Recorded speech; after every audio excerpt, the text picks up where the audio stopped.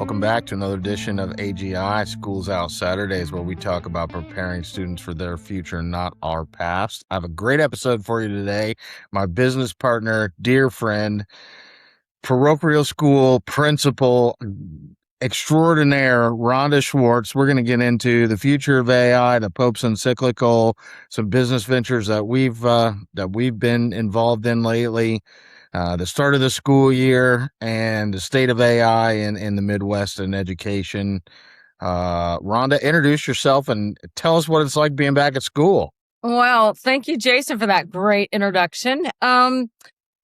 Well, I'm Ronda Swartz, and I have been a principal for about 19 years. I'm currently in a Southside Catholic school in Indianapolis, but I've been basically an Indianapolis Catholic school principal or executive director for the last 19 years, I guess. I'm at a new school this year, so it's been kind of fun and challenging getting us up and rolling for a new school year and getting to know the staff, getting to know their curriculum, what they have, what they don't have, what they need, what they don't need. So it's been kind of a whirlwind the last, since July when I started officially. So that's kind of where I'm at, what I've been doing. We've got some good things happening on the side show, you and me, and it's been a good time. I'll let you dive into whatever you want to talk about. Well, let's start with a little bit of your history with AI and education. So you implemented Gemini a little bit through Google Classroom, School AI. You've looked at Magic School. Like, what has your experience been with vertical AI in the classroom or purpose-driven, and it with just teachers and AI in general for the past couple of years? So I think there's been a lot of reservations that teachers have just around AI. I think it's just basically like when we came into education initially and we were learning smart boards or online curriculum. I think all of it comes with a little bit of reluctancy.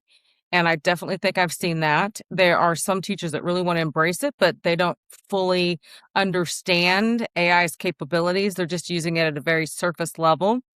I went in this year and looked, last school year at the last school I was at, I went in really looking hard at how we could transform the teachers' lives with AI predominantly, because that's really what I wanted to do is give teachers their time back. And I think with AI, we're able to do that, better than we've ever been able to. And for those people who've never been an educator, there's just so many hours and days and weekends spent planning and grading, and really people don't really talk about the time. They think teachers have an amazing schedule because we work 180 days a year and we have our summers off, and we work from 7 o'clock in the morning to 3:30 at night, and then we're done. And it just doesn't stop there. Back when I was a classroom teacher, I started in 1999 as a public school educator. Whenever you walk into a Target, you were always thinking about, what can I get for my classroom? How can I inspire my kids? What's going to motivate them? And that's just like when you were at the store, and little things that might enhance or motivate the kids. So your time as an educator never stops thinking about the wellness of your kids or how you can inspire them or what's going to, help motivate them in the classroom. And that even was back in the day when, like I said, even now when I go into, Target or Walmart, you think of the kids and what would they like? Now it's all this technology, right? And we're competing against the technology just in our world. And our kids seem so much further along than even we are at times. I mean, I'm amazed at the littles in the classroom that can go and get boards and devices working even much faster than our teachers, our adults can. And so that's where, I'm like, we got to do something that's going to entice our kids. And I don't know how many kids don't have a phone anymore. I'm seeing them as young as kindergartners even this morning I was in the car line and I was getting a preschooler out of the car, and the preschooler had a tablet, and they were listening with the tablet. So I think that's where it started for me. And how can I help teachers get their time back? I think that was big for me is trying to take care of the teachers and get their time back and dual purpose. getting their time back is going to educate them. That's going to further educate our students, and again, motivate and maybe, hook our kids into, preparing them for their future and not our past. That's kind of long-winded, but No, no, I love it. I love some of the points you made, and it reminds me of some of the experiences that I've had just growing up and learning. I think you're right that people don't really understand oftentimes how much people who go into education, how much their heart and their life revolves around it. And I'll relate this to raising babies and moms versus dads, right? And yeah. this is a generalization. I understand not everybody's this way, but my wife was teaching. She was teaching high school at a charter high school for kids with drug and alcohol problems when we got together. And she already had two kids. One was 12 and one was 5. And she was an amazing mother. And I fell in love with her for that. And then we had a baby together. And I was working at Ruth's Chris as a waiter, and she was working as a teacher. So when she went back to school, I took care of the baby during the daytime quite a bit. And initially, I'm not going to lie. Now, keep in mind, I was in the United States Marine, right? I'm a little daft sometimes. And so initially I was like, man, they make a hell of a lot bigger deal out of this than it really is. Because, there's only so much you have to do. And I could put her in front of the TV in the swing sometimes to get some work done. But eventually, what I came to realize the difference between a lot of men and women is women have like this inherent connection to a child that they're nonstop worried about their well-being. Whereas a man, I was like, look, I fed you. You have a clean diaper. You do not have a fever. If you want to cry, that's your problem, not mine. Like, sit there and cry it out. But that is like fingernails on a chalkboard to a mother. Like not, and I feel like that's the same way that teachers are, whether they're at school or Yeah. not at school. Like they just have this inherent almost connection to their students that they're always on their mind and they're Yes. always preoccupied with the well-being of those kids. 1,000%, Jason. And it's just not even educating the kids. It's concerned about, their physical well-being and their mental well-being. And, being in a Catholic school, we're also concerned with their spiritual well-being. I mean, we really do, I think educators in a whole, specifically, I know in our Catholic schools, we're really about the formation of the whole child.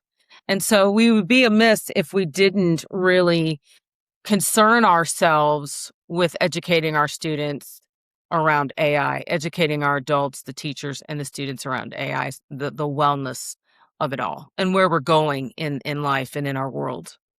Well, and let's look at some of the things that there are some of the traditional complaints about the state of education in the United States, and there are some of the things that we don't talk that much about. I think, like for instance, the Rockefellers and the Industrial Revolution brought about the type of learning that we have now, which is like task based, test passing, order following, schedule following, re- repetitive work ready workforce, which is not really what today's workforce looks like in a lot of places. Right. So just that whole like lecture versus activities based education needs, but let's also talk about the fact that there was a shift in the 90s so where the kids are more right than the teachers half the time, and the parents, it used to be if I was a kid and I acted up and they called my parents and were like, your kid was being an ass in school, like I was going to have a conversation, not I was going to go home and be like, no, Mrs. Schwartz is, Yeah. she picks on me because I'm bald or because I'm fat or because I'm whatever. And then my parents were calling up the principal and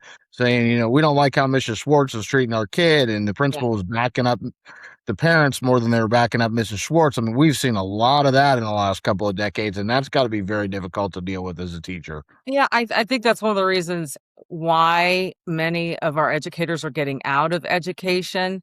It's not because they don't love the kids or they don't love the content. It's I think that, Jason, that's a big driving force. But I also think we have a lot of kids coming into education that want to learn and inspire, and then they're getting stuck with some of the state mandated curriculums and the things that we just have to do in school. I mean, all of the testing that we do in school is between benchmarks of internal benchmarks that we have to do. And now with the whole iLearn checkpoints and the iLearn and WIDA testing, and we just test kids so much. I mean, that we didn't get into it really to test them. you get in it to change their lives. And I know data is wonderful and it's great to use, but we spend a lot of time with kids just testing them to see And where I'm they. going to get a little nerdy here sometimes because this is reflective of what we complain about these AI models, right? Mhm, Like we test them on benchmark tests mhm, and then and we reward them in the sense of when you say reward with a machine, it's kind of like I always say like the police dog and the tennis ball, like that. Once you tell the machine this is what you're supposed to do, like it will do anything to get that tennis ball, right? And so mhm. we use these benchmark tests, and then we complain when they cheat or they figure out odd ways or they don't perform on the stuff that actually matters to us because they only care about the tests that we're giving them in Right. order so that they can get the tennis ball of their reward. And it seems like the American education system has kind of leaned that way as well. Like measure what matters, right? Are we just testing everything, or have we started to talk about like what is the point of half of this testing? Does it still serve the function that we initiated it for, or are we just testing the test to say that we can check this box? Well, and I will say this, I just today, as a matter of fact, our kids were taking a benchmark test, and I had an eighth grader that literally, he's a super bright kid. Teacher comes up to me and she says, "Hey, I need you to maybe have a chat with so and so." And I said, "Okay, tell me more." And she said, he scored a kindergarten, he's an eighth grader, super bright kid, scored kindergarten level in this math test. And I said, Tell me more about this." She said he was done in 6 minutes. I mean, this test should have taken him like 40 minutes, but he's just clicking buttons. And and so we get that with our kids too. We get them not even being intrinsically motivated to do better. So I had to have a conversation with him, be like, "Dude, you're getting ready to go to high school. This is only good. These are going to help you get placed into classes, and you got to start taking this stuff kind of serious." But I mean, when we test these kids all the time, I mean, it's kind of like I don't know what you would equate that to. Maybe getting a gift every day, and then Christmas doesn't mean anything. I don't know how you would really equate that, but I you got. actually heard a study about this that I found rather interesting that, there's been a lot of theorization that kids don't have an attention span anymore, that they have a short attention span. They actually did some tests and proved that they went back through like hundreds of thousands and decades worth and I don't remember which college it was that did this, but it was a Stanford or one of these big colleges. And what they saw was kids' attention spans have not depreciated. Mm. What has depreciated is their willingness to sit through something that's not entertaining Yeah. because they have so many choices at their fingertips now. It's that whole dopamine hit Mhm. of like long-term reward versus short-term reward. In the addiction space, we look at impulse control, Yes. right? So there I was that kid that you sit me down and you're like, there's a cookie, don't touch it. If it's Right. still there in 5 minutes when I get back, you get two cookies. And I would have been like, screw it, I want the cookie now, right? Right. That's really kind of more what I think biologically and chemically is going on in these kids' brains than the fact that they're not willing. I mean, my daughter's 15. She just watched The Odyssey and loved it. And I was like, amazing. She sat through a 3 hour movie. Uh-huh. That must have been one hell of an entertaining movie because it's pretty hard to get your average 15-year-old to sit through a 15-hour movie. But she did say Carmel Schools is holding strong to the not letting them have devices, because when that device is in your pocket and you could either be clicking through some tests that you don't get any entertainment from, or you have that device right there where you could be scrolling TikTok or Instagram or Snapchat, like that is very distracting to the human brain, even at a subconscious level. Right. Yeah, I mean, I think we gotta do it different in education, completely different. I mean, like, you go back to your whole piece with Rockefeller and stuff and how a school system was designed then, we've gotta revamp it, and I don't know what it's gonna take to revamp it, to be honest. I think it's gonna take strong leaders to really have hard conversations and to have honest conversations. So I guess honest and hard are probably a synonym there, but we gotta have some honest conversations about, really what are we doing for our kids, and are we doing what's right for them? Are we doing what's best for them? It does need to look different. And so that's conversations I think need to be had, and the tree needs to be, we need to shake some trees, I guess. Yeah, But we've got to come at it with that beginner's mindset. I always talk about that in the expert's mind, the possibilities are finite, and in the beginner's mind, they're limitless. It's time to readdress, like, what yeah. could education look like?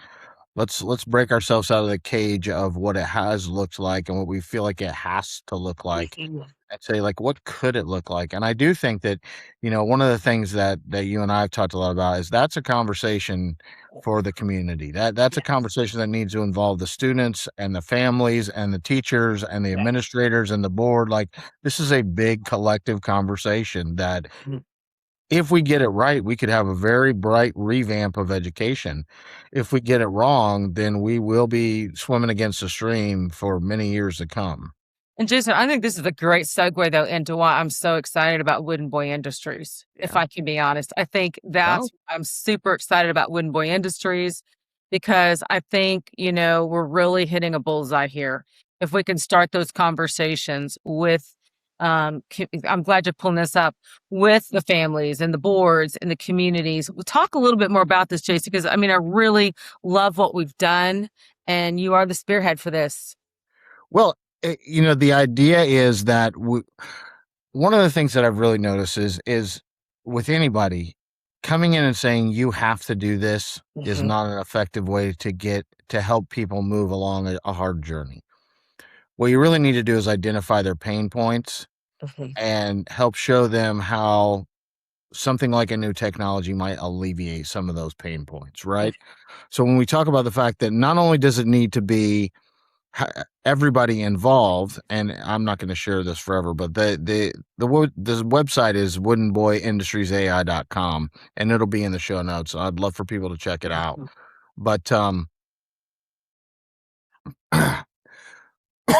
the idea is coming alongside educators and saying, okay, what are your pain points? Like, Mhm. you don't have enough time, right? Mhm. You have to create a new lesson plan if you're going to teach something new. Well, artificial intelligence can help you do that, like, really fast, Mhm. really well once you get a good rubric with it, really personalized, and you can even bifurcate it. This is a conversation I have all the time with people, which is like, I hated math.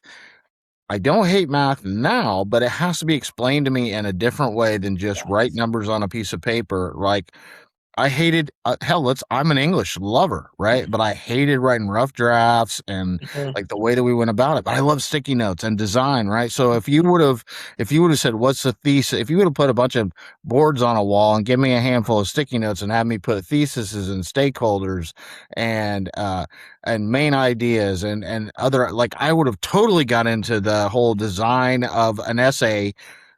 I just didn't get into it the way it was taught in a class. And so this technology also gives us the ability to customize learning for kids. I Mm. just heard somebody today say that Indiana is doing really well because 88% of our third graders are reading at third grade level. And in Detroit, Michigan, it's like 30%. Like, they're really struggling. And I was thinking they need AI. They need, like, the Pomodoro style learning Yes. that Alpha School is doing, where you're Mhm. meeting the kids where they are with their learning style and leveling them up until they catch up with each other. Then they can worry about getting the humans together and working on their skill. Like, if they can't read Right. in third grade, that's problematic. And this technology could definitely help. It could gamify it. It could Mhm. deliver it to them through audio, whatever they need. It could help them do. And so I think Wooden Boys Industries, the idea is, let's meet people where they are. Well, let's meet the community where they are. Let's address their fears and concerns.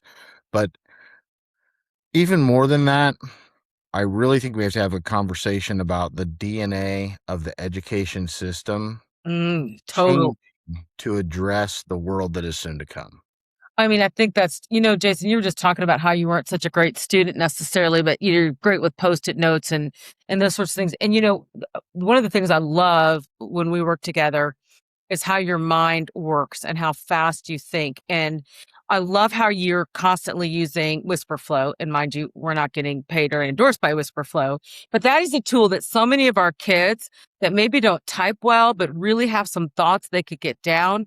But I know we're not using that. I mean, yeah, there are voice pieces on Google that you can use, but I don't think it's as accurate as Whisper Flow.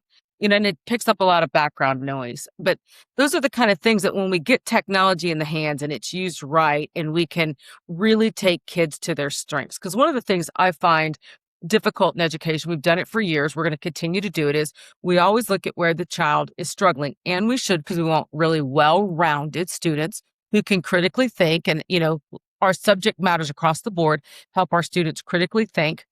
But it's one of those things that we always go to where they're weak, as opposed to taking the strengths of those students and pushing them in a further direction.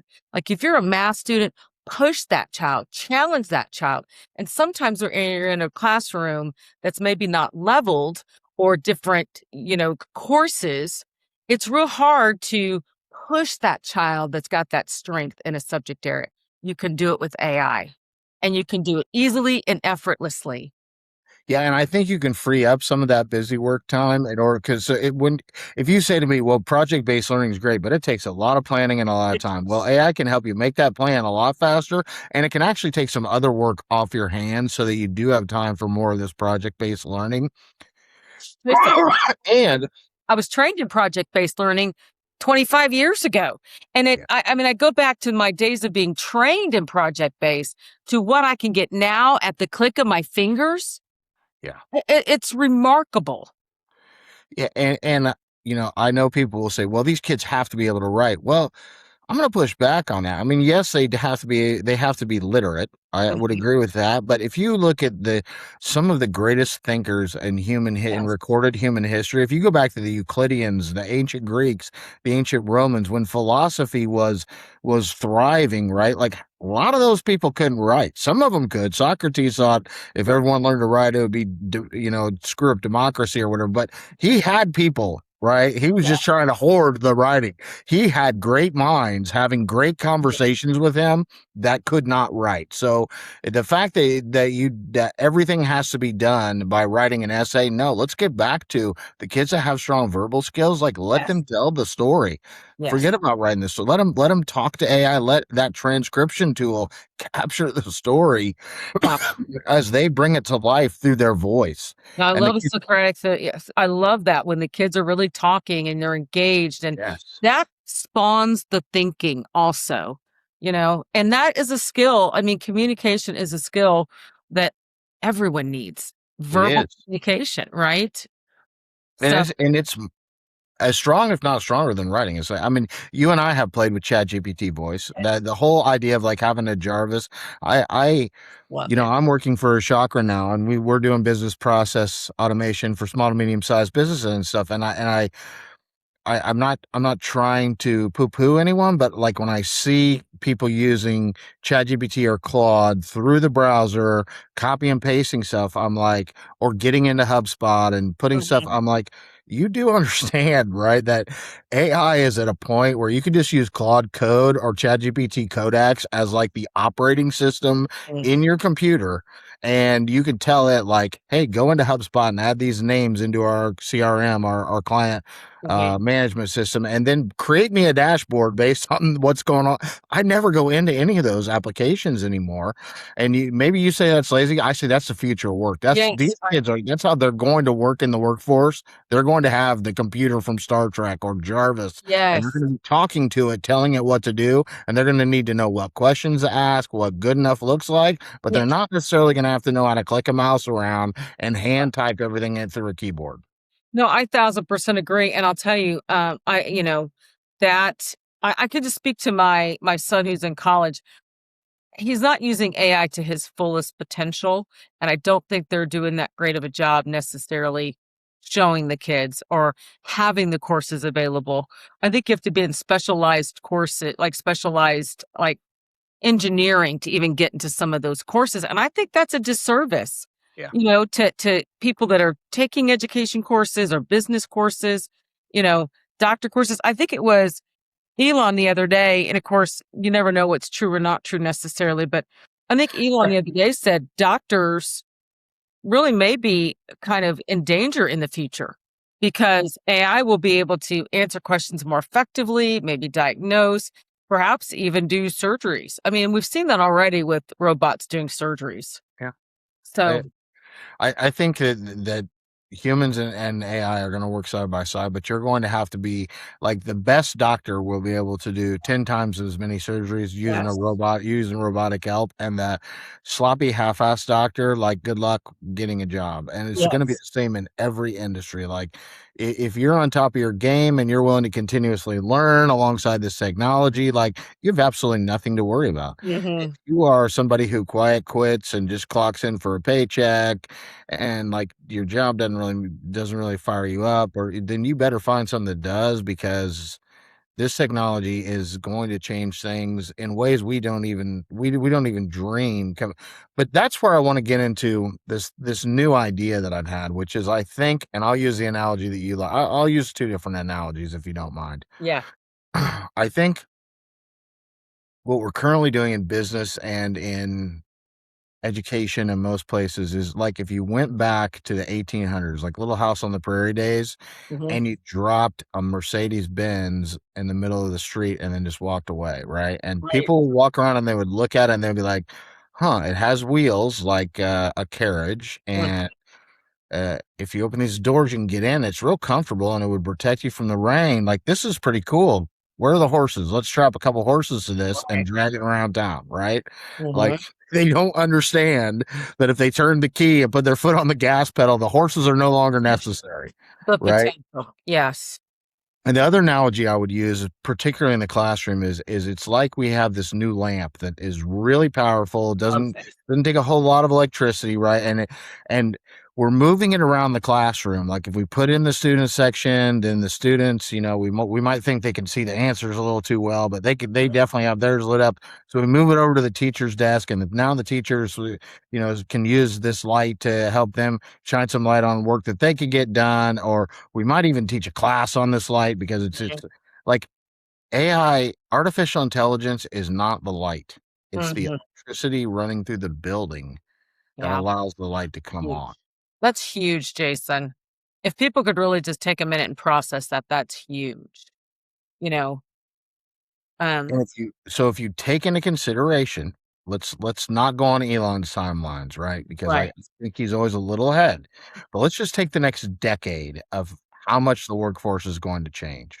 All right, where obviously robotics is developing. So some blue collar work, not plumbers, not HVAC people, but factory workers.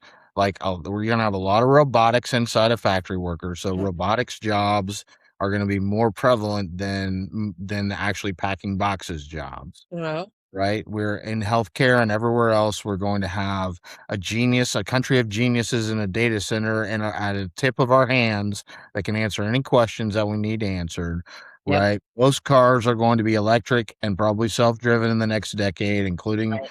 semis, and because they're just a lot safer, they're a lot more efficient. So a lot of things are we're going to stop trying to get up to the moon. We're going to start trying to, like, build a space station on the moon, build Mhm. data centers in space. Right.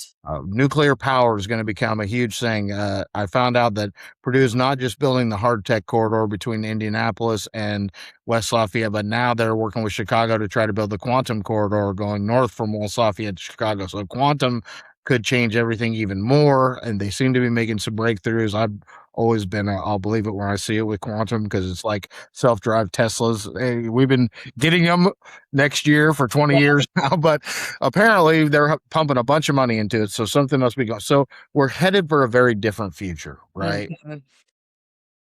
In We're my headed to a different future. Let me ask you this, Jason. I mean, you and I both are very much on the bandwagon of the great potential that AI can really show art for the future. What about how do we get the naysayers though? The people that are it's going to kill our world. How do we what do you say to that though?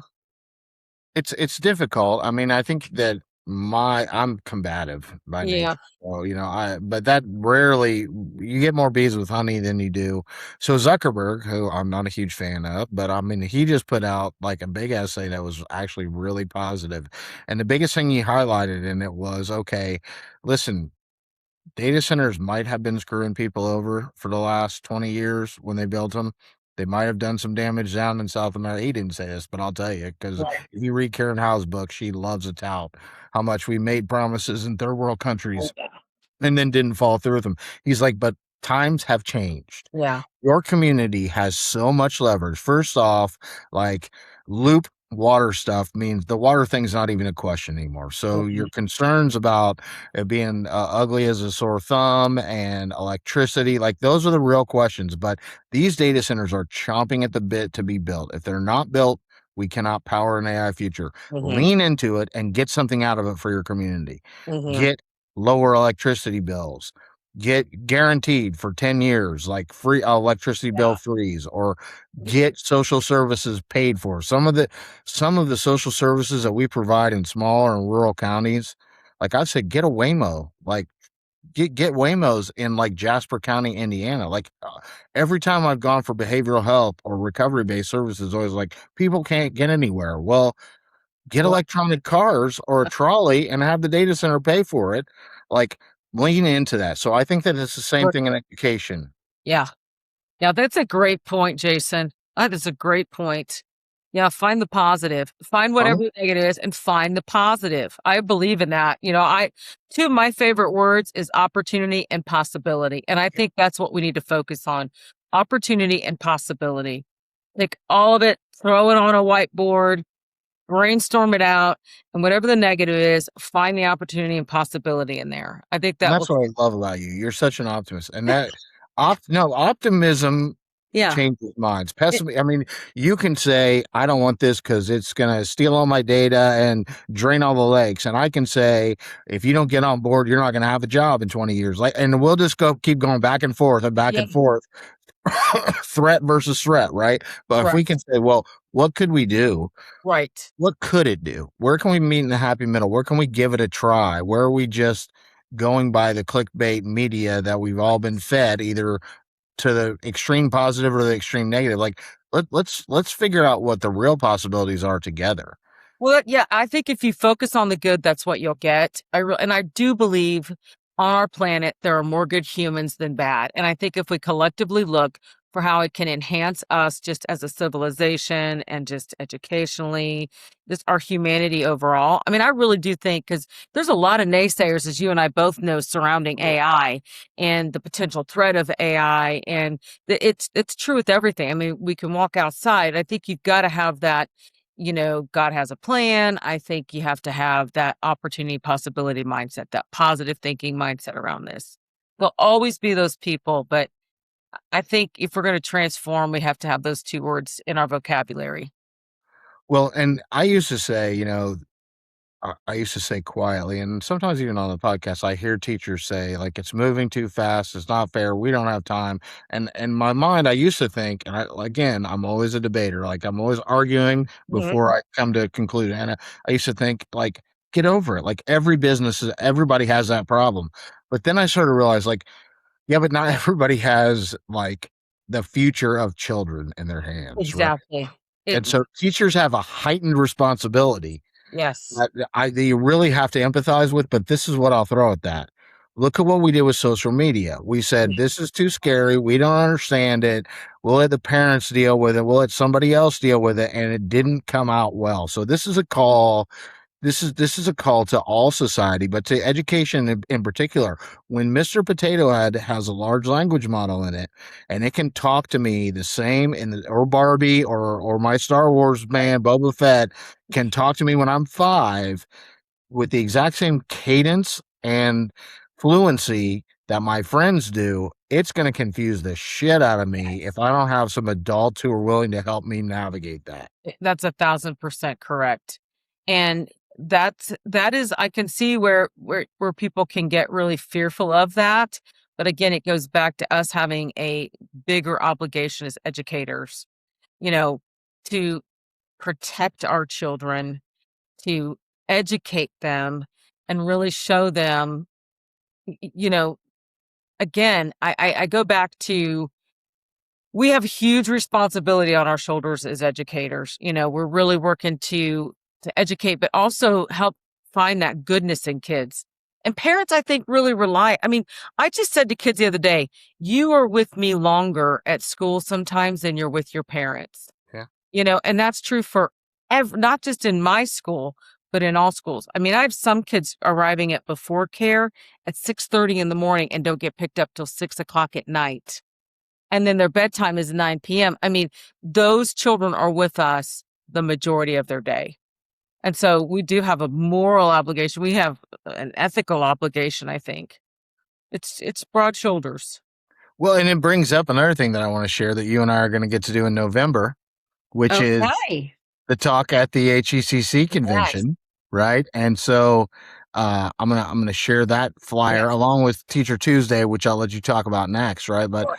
so ironically, we started talking about this idea of our K-6 kids and how this technology is really going to confuse them as they grow up with machines and toys and devices that speak in natural language. And it was before the Odyssey came out, but we ended up framing this talk, preparing kids for their future, not our past, that we're going to deliver at this November conference around the Odyssey.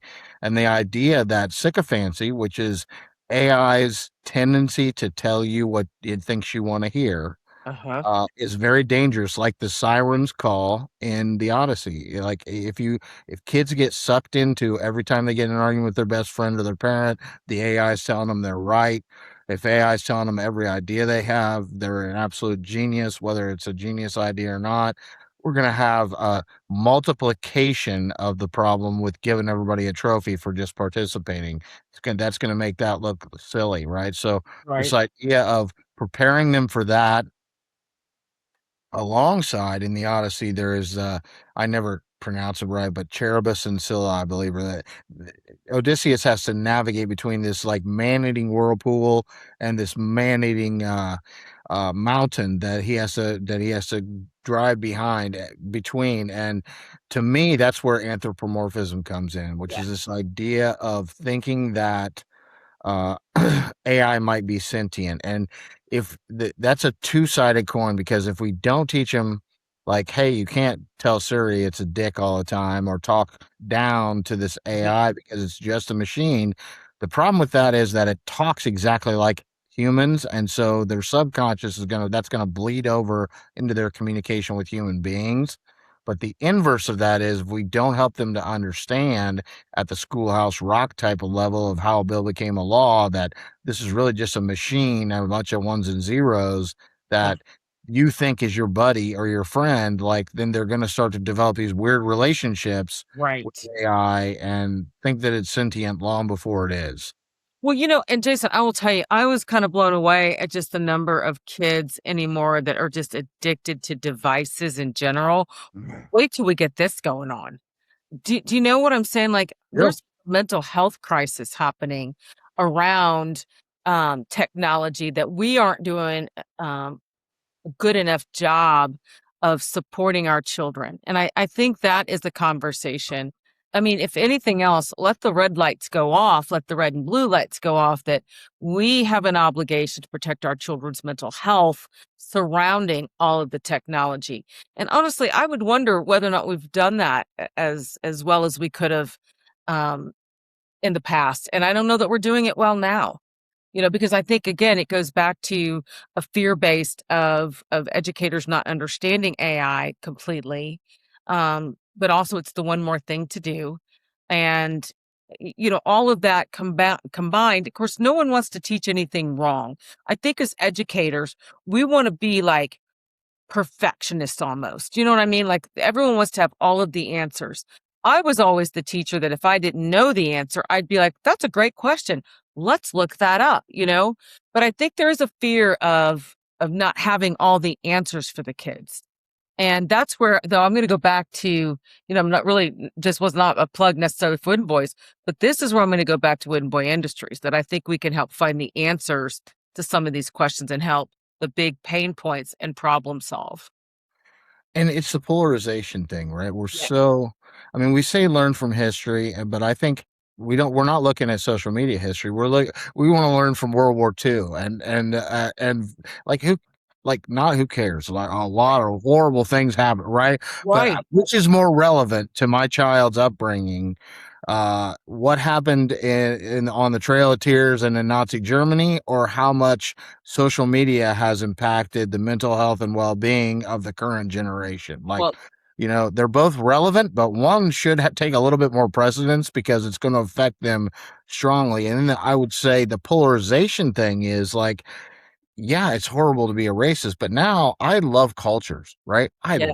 I've always loved now I can't ask somebody like, are you from Japan or China? Because we've gotten so hyper, Yes. like, oh, you must be a racist if you ask somebody if they're Chinese or Japanese. Like, And you're we just always take everything so far, yeah, and you're right? just curious, Yeah, and I think that's something though that I would also say that's happened too in society, and I don't want to get off of that tangent either, but it's like the curiosity in our kids sometimes can't even be kids because they're shut down because that might not be the right. Just let's have honest, open conversations with the kids and let them be them, and not squelch the curiosity of are you from Japan or are you from China? You know? I do, and I think this is where the technology offers us a new day, right? Yeah. Because this is where I think people are like, well, K through 6, you should not have AI in the classroom. Okay, maybe you shouldn't have kids on AI in K through 6 classrooms. That doesn't mean that you should not be talking about how artificial intelligence is going to affect their world Mhm. going forward, right? So that's where I talk about this needs to be the DNA. So bias is what we're talking about, right? Like Yes. people have bias. And so maybe we start having conversations about what's the difference between your phone's bias, machine-based bias, and your like crotchety old uncle's bias who Mhm. still lives in the 1930s, right? Like what does it look like for this to manifest inside of a device versus Mhm. what does it look like prevalently in our society. And so then they start to understand that conversation becomes, well, how does a machine have bias? And they all of a sudden they're having a conversation about neural networks and things at a third grade level, right? Right. Not at a rocket science level, but they're starting to understand, okay, so when Siri tells me this, when Chat GPT tells me this is what's happening under the hood. This is what I should be looking out for. And so now they progress and they start to get into junior high. And I think your ELA classes shouldn't just be teaching you how to write haikus. They should be teaching you technical writing. Like you're Yes. moving into a human hybrid technology world. Let's start addressing that in biology. Let's cut the frog open and see how the neural networks work in the brain. But at the same time, let's talk about neural networks inside of a GPU and the advances that we've made in technology. And so what is Chat GPT's neural networks, which are based off like how is that different inside of a silicon based tool Right. versus a carbon based animal? Like those are the kind of conversations where artificial intelligence becomes part of the DNA of education rather than just a It's 101 class or yeah, a tool. the tool. Yeah, that's where I think obviously we have to teach the tool first, right? Right. Like I think that we have to get the teachers familiar with how to use the tool. But from then using the tool, let's create, like it's kind of like having the chisel. This is how you use a chisel. Now here is how you develop the sculpture. Yes. And I I love think that. that's what we have to focus on. Teach the tool, now create the sculpture. And that's really what I'd like to see happen in education. Yeah, I couldn't agree more. And government, right? Like we're looking at some probably very different economical futures. If jobs get reduced by 30%, Mhm. 50%, right? If we get to an abundance like Elon talks about where people don't have to work and Right. they're like so let's in government class let's talk about what communism, socialism and capitalism have looked like for the last 200 years and what they might look like if technology makes labor no longer the predominant currency Mhm. for earning a living. Like, what does that look like in a post abundancy? Like, Right. those are the kind of conversations that these kids should at least be That talking about. that's an essay question right there, Yeah. Jason. That's an essay question I wanna read and I want good kids thinking about, you know? Well, 'Cause and the religious side of things, I mean, I think the Pope did a beautiful job with the yes. encyclical. I won't say I read it all. I listened to enough talks about it and I put it Yeah. through Notebook LM, but I think he did an amazing job of Right. saying, like, the Industrial Revolution showed us something. Yes, it was great for the world 50 years later, but there was a 50-year hard path. We're now moving into another industrial revolution that may happen much more rapidly. There are some things we need to make sure of. We need to make sure that this is democratized, that everyone benefits from it, not a few Right. oligarchs or a handful of governments, right? We need to make sure that people are still leaning into what the faith and the religions that they've grown up with, and that we don't just start attributing or giving a citizenship to something.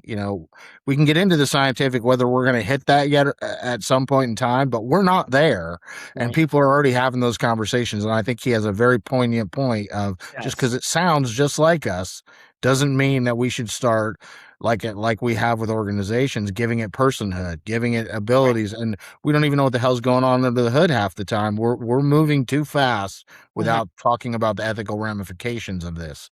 Yeah. I mean, it's powerful. And I do think that is something that is always, I know that's always in my forefront is the ethical ramifications, but Jason, we've seen the ethical ramifications of social media.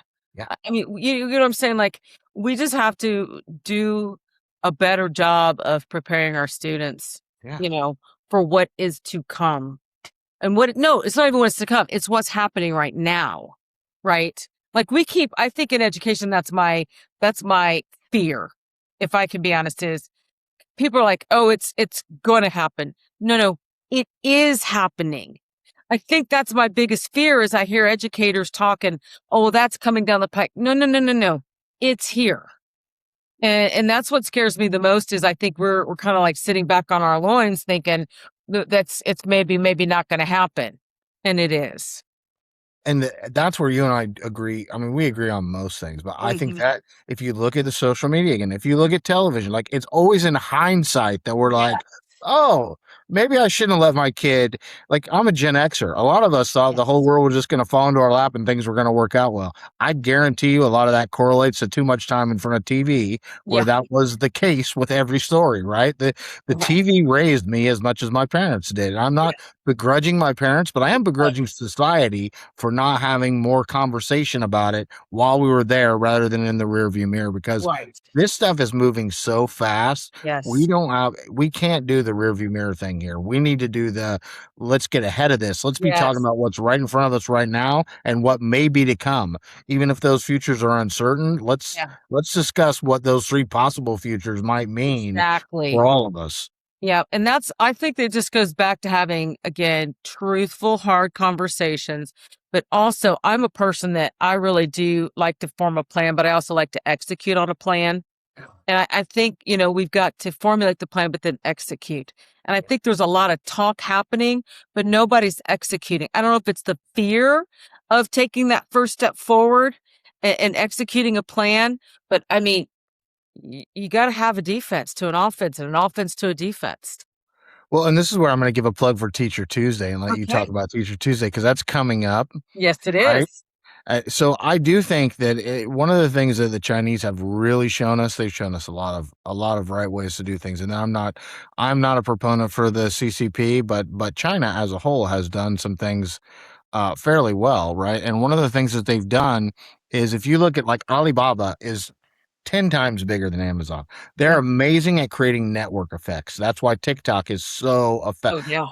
They get people in and get them to come into an ecosystem and have shared interests and stay in that ecosystem. And I think teachers and educators, they need to get some network effects going on, right? Yes. They need to start getting in together, whether it's virtually or in person, and sharing best Mhm. practices and sharing what's working and sharing skills that they can deploy with AI, as well as things that they ran into that didn't work out so well. Right.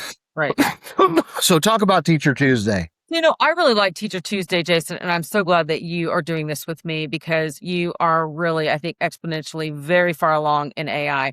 Where what I want to do with Teacher Tuesday is to show teachers, hey, I want to show my vulnerabilities around AI also. I don't have all the answers, but I know we've got to work together again in those conversations, in those communities to help our children to collaborate and find the answers, or at least get on a path. Again, let's execute a plan.